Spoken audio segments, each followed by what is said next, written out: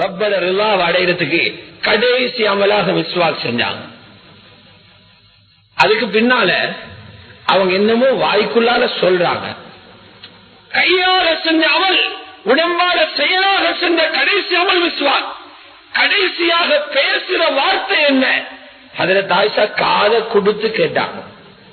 ஸல்லல்லாஹு அலைஹி முணுமுணுத்து ஓதிக்கொண்டிருக்கிறாங்க, ஃபௌலாயிக மஅல்லதீன அன்அமல்லாஹு அலைஹிம் மினன் நபிய்யீன் வஸ்ஸித்தீகீன் வஷ்ஷுஹதாஇ வஸ்ஸாலிஹீன்.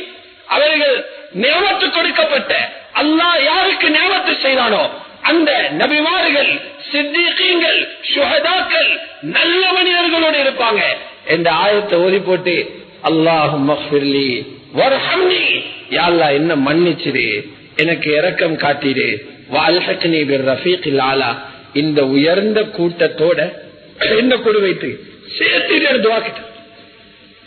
அந்த துஆவோட ஸல்லல்லாஹு அலைஹி வஸல்லம் அவர்களுடைய முபாரக்கான கை சாய்கிறது.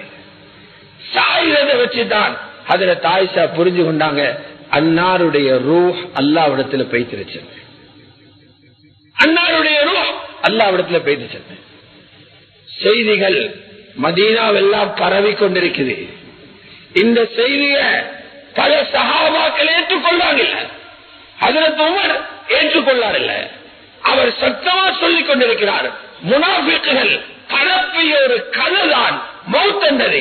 இந்த முனாஃபிக்குகளுக்குரிய தகுந்த நடவடிக்கை எடுக்காம ஸல்லல்லாஹு அலைஹி மௌத்தாக மாட்டாங்க.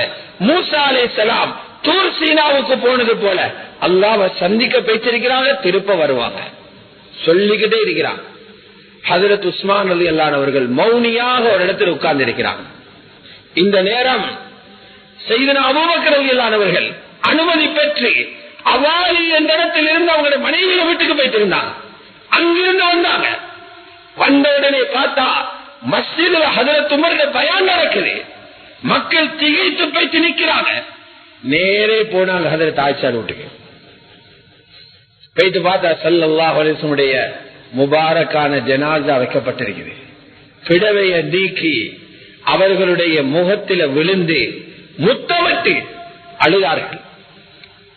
ஹஜ்ரத் அபூபக்கர் ரலியல்லாஹு சொல்வாங்க, இந்த உம்மத்துக்கு இதை விட பெரிய முசீபத் இல்லை.